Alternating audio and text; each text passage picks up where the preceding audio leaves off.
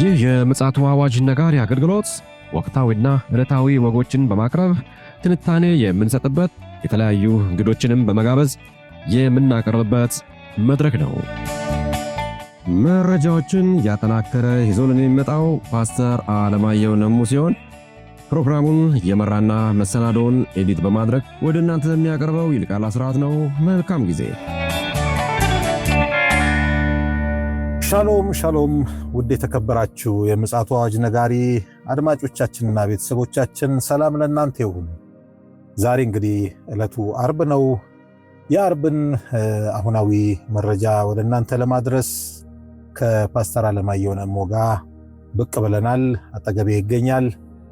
እንግዲህ ጥሩ ጊዜ እንደሚኖረን ተስፋ አደርጋለሁ። ይልቃል አስራት ነኝ ከምፅዓቱ አዋጅ ነጋሪ አገልግሎት።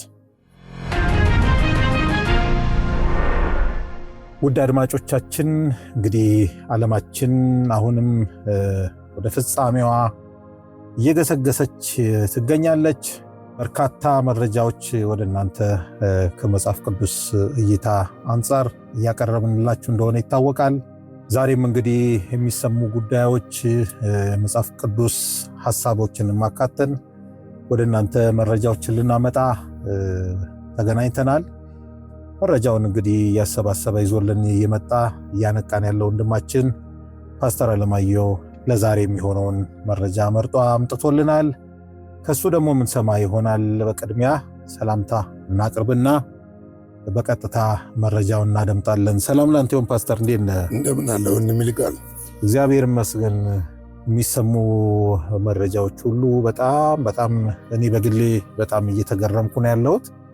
መጽሐፍ ቅዱስ አይስትም። በቃ የዛሬ 2000 ዓመት የዛሬ 3000 ዓመት ከዛም በፊት የተነገሩ ትንቢታዊ መልእክቶች አንዱም ጠብ ሳይል በተግባር እየዋሉ ነው ያሉትና እኛም ራሱ እንግዲህ ለዚህ ዝግጁ ነን ወይ የሚለውን ነገር ራሱ አጠያይቅም ስለሆነ ይህንን በተመለከተ እንግዲህ ያው መረጃም ይዘህልን መታልና እስኪ ባክን አጋራን።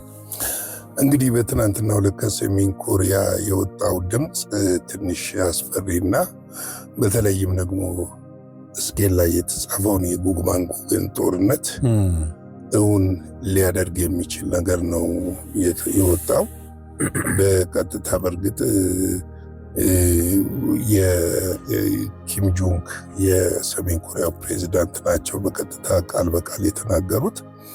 ይህ ቃል በቃል የተናገሩት ነገር አንደኛው እስራኤል መጥፋት እንዳለባት ነው የተናገሩትና በጣም የሚገርም ነገር እስራኤል ሀገር አይደለችም፣ በአሜሪካ የምትደገፍ ፕሮጀክት ናት ብለዋል። ፕሮጀክት ናት ብለዋል። የሰሜን ኮሪያ መሪ ኪም ጆንግ ኦን እስራኤል ሉዓላዊ ሀገር አይደለችም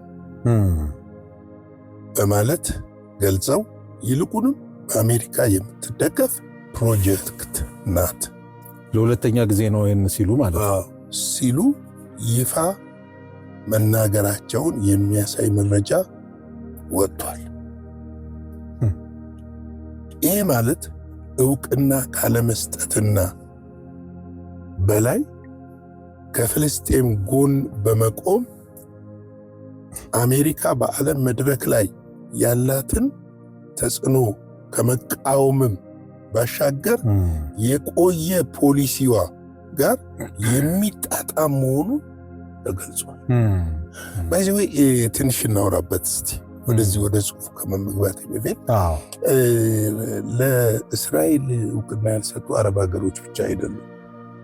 እንደ ሀገርነት ቻይናም እንደ ሀገርነት አትቀበላትም፣ ከካርታዋም ሌላትም። ማነው ሰሜን ኮሪያም እንደ ሀገር እየተቀበለቻት አይደለችም፣ እንደ ሀገርም ተቀበላት አታውቅም። እንደውም ከፒኤልኦ ጋር ከፍልስጤም ነፃ አውጪ ድርጅት ጋር በከፍተኛ ሁኔታ አብረው እየሰሩ ያለች ሀገር ነች ሰሜን ኮሪያ። አሁን ይሄ ንግግር ምንድን ነው የሚያመለክተው ብለን እስቲ ትንሽ ቆም ብለን እንይ። ለምሳሌ የጎግ ማጎግ ጦርነት ዋናዎቹ መነሻቸው የት ነው? ከእስራኤል በስተሰሜን ነው። በስተሰሜን ነው። ከሰሜን የሚመጣው ነው የሚለው ጉግ መሪው ነው ልክ ነው እና አስተባባሪም ነው። እነዚህ ነገሮች አስተባባሪም ነው መሪም ነው።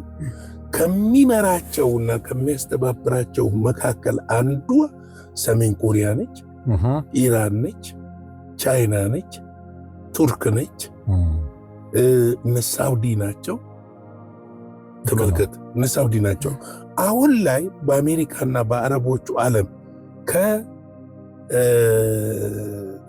ከኢሜሬት የተባበሩት አረብ ኤሜሬት ውጪ በአሜሪካ ላይ ሳይቀር አረቦቹ ፊታቸውን እያዞሩ ጀርባ እየሰጡ ነው።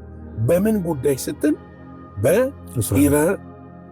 በኢራን ጉዳይ በእስራኤል እና በኢራን ጉዳይ ከኢራን ጋር በመሆን ለአሜሪካ ጀርባቸውን ሰጥተዋል።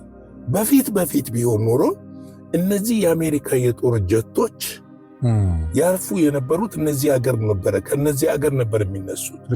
አሁን ላይ ተጨማሪ የጦር መርከብም ልካ አሜሪካ እያረፉ ያሉት የት ነው? ባህር ላይ ነው የቆሙት። ጦር መርከብ ላይ ባህር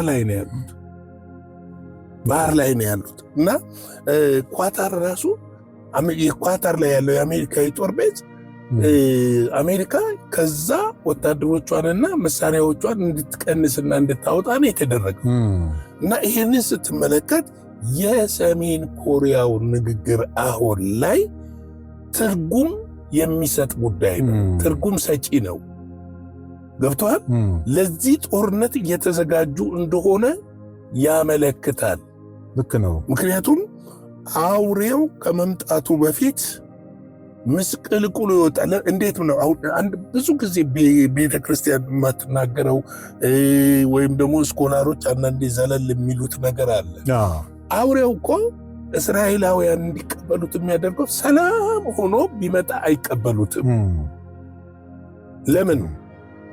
አንድ እንድታውቅ የሚያስፈልገ ነገር ጌታ ኢየሱስ ክርስቶስን ምን አሉት? ለእስራኤል መንግስትህን የምትመልሰው መቼ ነው አሉ። ምን ማለት ነው? እስራኤል ከጠላቶቿ የምታርፈው መቼ ነው? ሰላም የምትሆነው መቼ ነው? ስለዚህ በዚህ ምስቅልቅል ውስጥ ነው ሸምጋይ ሆኖ አውሬው እስራኤልን የሚያሳርፈውና ተመልከት፣ ቤተ መቅደሱ ላይ የሚነግሰው በዚህ ምስቅልቅል ጦርነት ውስጥ ነው። ጦርነቱን አስቁሞ ዓለም አሁን ምስቅልቅል የወጣው ዓለም፣ ሰላም ያጣው ዓለም ሰላም እንዲያገኝ፣ ምስቅልቅል እንዲሆን የሆነው ነገር እንዲስተካከል፣ የኢኮኖሚ ስጋቶች ሁሉ እንዲቀነሱ የሚያደርገው መቼ ነው? መቅደሱ ላይ ሲነግስ ነው። በዚህ ጊዜ ነው ክርስቶስ ተገልጧልና ኑ የሚሉት።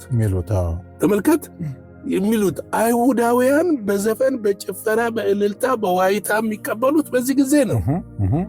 ይህንን ለማመቻቸት ደግሞ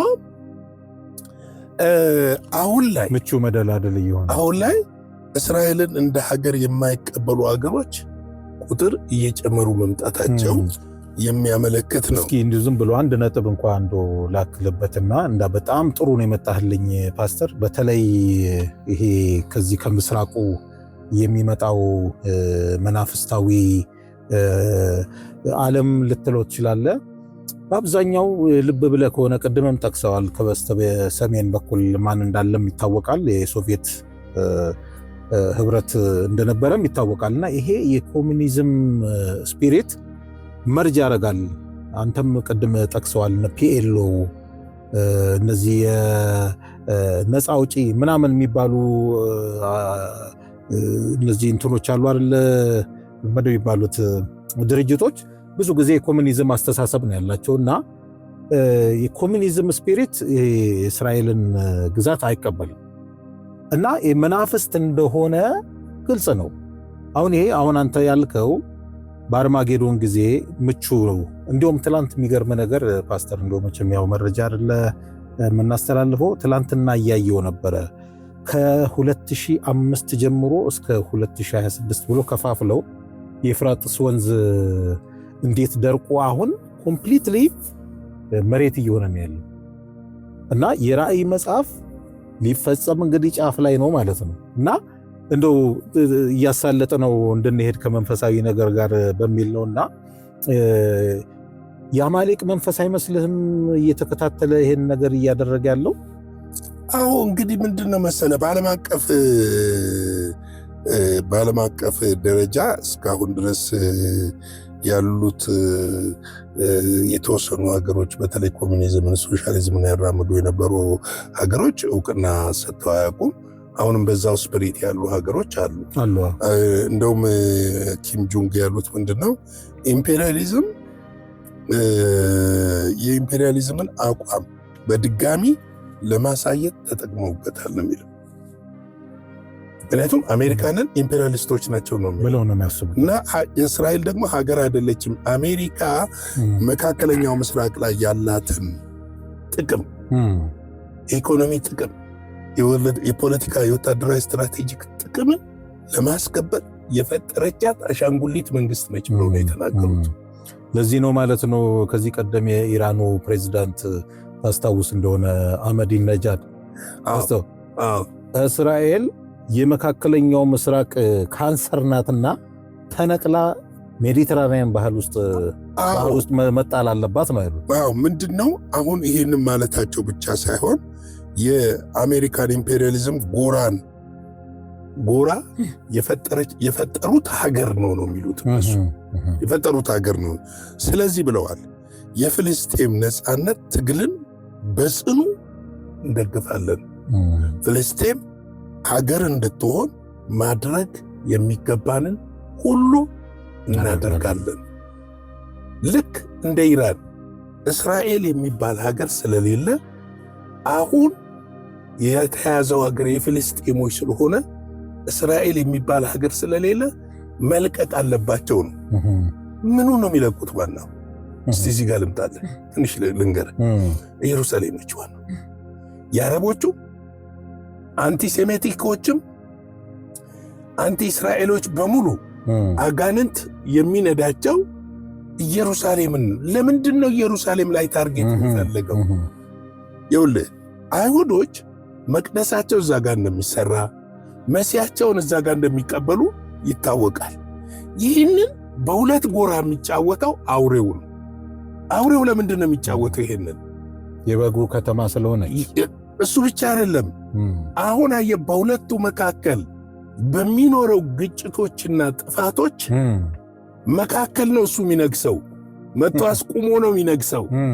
አስማምቶ ነው የሚነግሰው። ገብቶሃል? ከብዙዎች ጋር የሰላም ምን ይገባል ይላል ስምምነት ያደርጋል። ቃል ኪዳን ያደርጋል።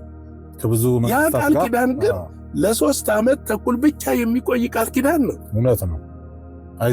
አይዘልቅም። ሰላሙ አይዘልቅም። ስለዚህ ይህንን ቃል ኪዳን የሚያደርግበት ምክንያት ምንድነው? ኢየሩሳሌምን ኮንትሮል በማድረግ ዓለምን ለማስገበር የሚጠቀምበት የአውሬው ሲስተም ነው። ኦኬ አንድ ነገር ላንሳለህ። አሜሪካ ለምንድነው ኒው ስማርት ሲቲ ሌላ ቦታ ለምን አትገነባም? ምን አስጨነቃት? ምን አስጨነቃት? ጋዛ ጋር ያው ኢየሩሳሌም በለው እኮ አብሮ የተያያዙ ናቸው። እና ምን አስጨነቃት? የአውሬ ኮንትሮሊዝም ወይም ሲስተም ከአውሮፓ ቀጥሎ ወይም በዋናነት እዚህ ቦታ ላይ ነው የሚደረገው። የዓለም የፖለቲካ እምብርትም የኤአይም እምብርት የሚሆነው እዛው አካባቢ ነው። ልክ ነው። ስለዚህ ፍጻሜው በትክክል ምጽአት እንደቀረበ በግልጽ አመላካች የሆኑ ጉዳዮች ነው። ስለዚህ ቅዱሳን እንዘጋጅ፣ እግዚአብሔርን ፊት እንፈልግ፣ ለእግዚአብሔር ራሳችንን አሳልፈን እንስጥ። ይህንን ማለት እወዳለሁ። የጌታ ጸጋ ሰላም ከሁላችሁ ጋር ይሁን። ላይክ፣ ሼር፣ ሰብስክራይብ እያደረጋችሁ ለብዙዎች ይህንን አገልግሎት አድርሱ። ላለው መልካም ቀን። ጌታ ኢየሱስ አብስቶ ይባርክ። ፓስተር በጣም በግሩም ሁኔታ ነው አሁናዊውን የዓለም ገጽታ በመጽሐፍ ቅዱስ ቅኝት የቃኘህልን። ነገር ግን አሁን በግሌ የሚያሰጋኝ ነገር